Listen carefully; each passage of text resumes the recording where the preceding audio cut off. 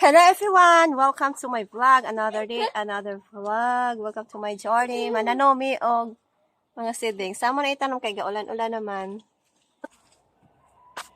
Ay, sorry, kakawag ako kamot. Ano ako? Bisyuhin ko. Ibigyan galit ka. Magkita ko na kaon ba? Oh. Okay. Wala mo rin magwala putos na. Ano, tiro nga. Wala bitang iputos na ako. Bitang ang plastic.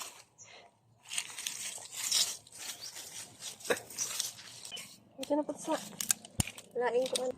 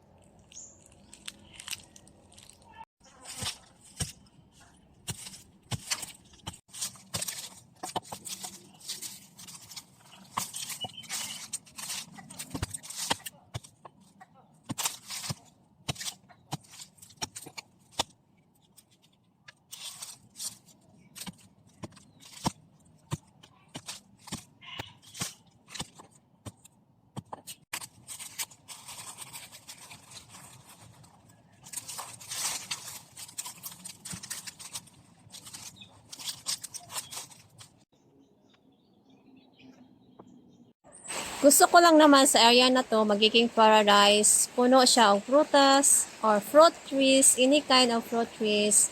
Kaya nagtanim ako ng cashew tree, cacao tree, jackfruit tree, and so ever. Kahit ano-anong klaseng prutas ang itatanim ko, kung anong mayroon ako. Pero yung sa flat or patag na area, hindi ko siya pwedeng taniman kasi plano ko siyang lagyan ng mga kahit anong klaseng gulay, garden. After 4 years, maybe, kung mabuhay itong mga tanim ko na mga fruits tree, ay napakasaya dahil mamumunga na sila. So, habang dito pa ako sa Pinas, kailangan ko munang magtanim at may naiwan na naitanim bago ako aalis pupunta ibang bansa na naman ulit. Dati pangarap ko lang na maangkin tong lupang na to. Dahil sa manifestation ko, kaya nabili ko tong lupa na to. Kaya ang ganda-ganda, ang saya-saya dahil malapit lang to sa bahay namin. Nakikita niyo yung bubong, yun yung bahay namin. Dahil alam mo na, darating din ang araw na tayo'y tatanda at kung mag-senior citizen na naman ako, kung aabot pa ako pagka-senior citizen, at least, pwede na akong paupo-upo dito dahil namumunga na yung mga tanim ko. Diba? Pangarap ko talaga to na ganito. At yan naman yung atis, buhay yan. Kaso lang wala siyang dahon, nakala mo patay. Dahil sa sobrang init, kaya wala siyang dahon. Kung sa ngayon, nakikita nyo wala pa silang mga tanim, darating din yung araw, after 4 years or 5 years, ay magkaroon na rin ng mga tanim yan at mamumunga na yung mga tanim ko. O, diba? Ang gaganda. Kasi, yan talaga ang pangarap ko. Nasa bundok man kami, or ako, matanaw ko rin naman yung dagat. At tahimik, peaceful pa yung life dito. At yung ampalaya na yan, at anim ng kapatid ko. Di ba ang daming bunga? Nakaka-harvest na siya ng ilang beses.